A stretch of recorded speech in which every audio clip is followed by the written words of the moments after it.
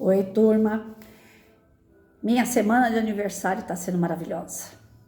Dessa vez eu não estou comemorando meu aniversário um dia só, estou comemorando a semana inteira e eu estou começando um livro muito especial hoje com vocês, mas muito mesmo.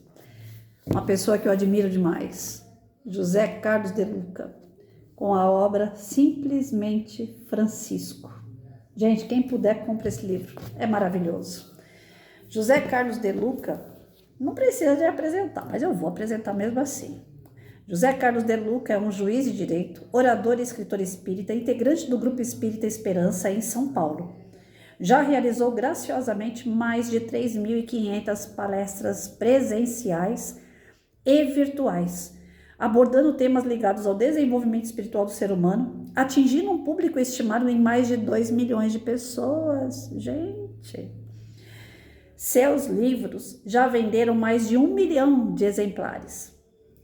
Todos os direitos autorais de seus 23 livros, publicados até o momento, foram cedidos a diversas entidades filantrópicas, cuja renda ajuda a manter mais de 100 mil pessoas.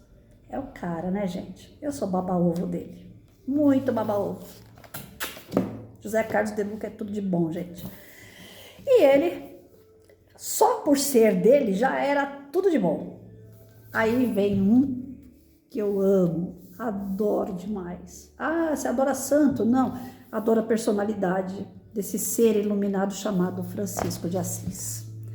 E ele resolveu escrever sobre Francisco.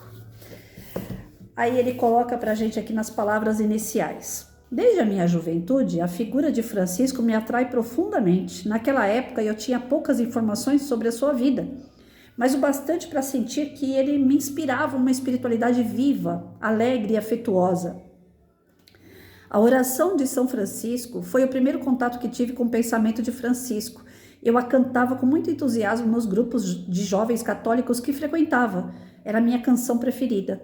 Em 1989, em razão de meu ingresso na magistratura, ganhei uma biografia de São Francisco e, por coincidência, fui designado para a comarca de Assis, no interior paulista. Durante as noites solitárias no hotel onde eu provisoriamente residia, a história de São Francisco foi a minha companhia e, por que não dizer, a minha sustentação espiritual para enfrentar os enormes desafios que eu estava vivenciando. O tempo foi passando e anos depois, já vinculado ao espiritismo, passei a realizar palestras e a escrever livros. Todas as vezes que eu abordava algum tema envolvendo a vida de Francisco, a emoção era mais forte e não raro as lágrimas umedeciam meus olhos e embargavam minha voz. Porque Francisco mexe demais com a gente. Será? Estou certo de que isso ocorria por uma necessidade da minha alma, e Francisco já acenava que poderia ser a chave que me levaria a experiências de sentido e profundidade. A partir de então nasceu o desejo de escrever um livro sobre Francisco. Cheguei até a iniciar a escrita em 2 ou 3 oportunidades, contudo, em todas elas não passei de uns poucos e tímidos capítulos iniciais, desistindo do intento em seguida. Eu sentia uma dificuldade muito grande de escrever sobre ele. Era quase um constrangimento falar de um homem tão desprendido, caridoso, pacífico, a gentileza em pessoa, indiscutivelmente um iluminado. Quase uma cópia perfeita de Jesus. Inevitavelmente, porém, os raios do sol de Assis mostravam toda a minha precariedade espiritual e, por um mecanismo de defesa do meu ego, acabava deixando o livro de lado. No entanto, embora eu colocasse o projeto do livro na prateleira, continuava em mim a sede de conhecer mais a respeito da vida daquele jovem que abalou as estruturas da igreja, que viveu o evangelho com alegria e simplicidade e se fez admirado para muito além das fronteiras do catolicismo. Nessa busca, fui tendo acesso às biografias interessantes que me fizeram conhecer a figura humana que estava por trás do santo. A maioria das pessoas admira a santidade de Francisco, porém poucas conhecem a sua dimensão humana, feita de carne e osso, naturalmente frágil, que atravessou crises espirituais, que nem sempre sabia o melhor caminho a seguir, que teve problemas de relacionamento com o pai, que teve dúvidas sobre o sentido da sua vida, que experimentou medos e conflitos, enfim, que viveu muitas situações pelas quais todos nós também passamos. Essa constatação me aproximou ainda mais de Francisco e a porta entre mim e ele ficou mais aberta.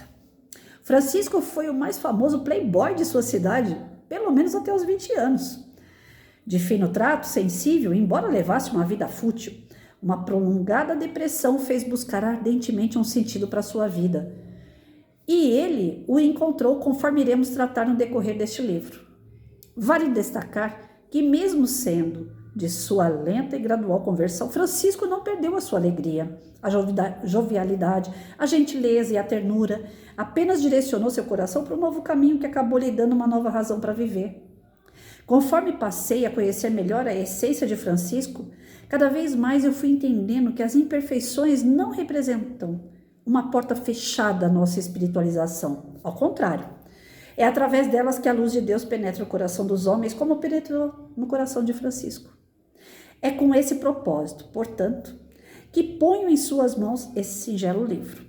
Não se trata de uma biografia de Francisco. São reflexões que extraí de sua vida de modo a nos ajudar a encontrar o sentido da nossa. Que Francisco nos acompanhe nessa busca. José Carlos de Luca, Páscoa de 2021. Eu estou emocionada sem nem conhecer as histórias. Eu comecei a ler esse livro há algum tempo atrás. Confesso que sim, fui até o capítulo 4. Fiz aqui algumas marquinhas que eu gosto de ficar, fazendo algumas observações. Mas eu não vou ler esse livro sozinha nunca. Ainda mais sabendo que no canal as pessoas estão acompanhando as leituras. Gente, esse é o livro. Eu tenho certeza que nós vamos aprender muita coisa com ele. Porque aqui vai estar uma figura que na sua época se destacou demais por um fator que tanto Jesus bate para a gente poder aprender. Humildade. Francisco é sinônimo de humildade. E a gente precisa aprender a ser humilde. Se a gente quer ser bom. E se a gente quer ser bom, para que é mesmo? Para a gente evoluir. Para a gente amar e ser amado, respeitar e ser respeitado. Crescer, evoluir como espírito e não como pessoa de carne e osso. Mas nós vamos ver aqui uma pessoa de carne e osso, que teve todos os conflitos para se tornar, perante a Igreja Católica, um santo. Para nós espíritas, um ser elevado. Quer um exemplo maior do que Francisco de Assis? Só Jesus. Como ele mesmo apresentou, é um ser de alta elevação espiritual. Então, nós vamos ter aqui ensinamentos que vão trazer para a gente formas, reflexões, creio eu, de transpor, de mudar o nosso jeito. Muitos de nós precisamos mudar. E a hora não é amanhã, é hoje, é agora. O que eu posso fazer hoje, agora? O planeta está se transformando. Ele está exigindo de nós uma transformação moral. Não adianta a gente querer um planeta bom se a gente não for bom. Não adianta a gente querer que as pessoas façam as coisas se a gente não faz. Então aqui eu acredito fielmente de que nós vamos ver alguns exemplos de Francisco, que a gente vai se identificar, que a gente vai falar, poxa, estou passando por isso. E o que ele fez que deu certo? Aí a gente vai lá e segue também, que a gente não é besta. Eu, pelo menos, tenho essa visão. Se eu vejo alguém, não é por inveja, não é por embalo, mas se eu vejo que alguém está fazendo algo que está fazendo bem para ela e que aquilo eu acredito que vai fazer bem para mim também, eu quero fazer. A mulherada não troca a receita de bolo? E você fez um bolo de chocolate, o que foi que você colocou que ele ficou fofinho? Eu também vou colocar. É isso. Não, eu acredito que aqui deve ter algumas receitas para que a gente possa transpor, nos transformar em pessoas melhores, através da imperfeição dele, através do sofrimento, das angústias que ele teve. Então, mãos à obra. Hoje é só uma pequena introdução para vocês saberem o que vai vir pela frente. Que vai vir coisa boa, vai. Essa leitura, eu creio que vai ser daquelas que a gente não vai esquecer.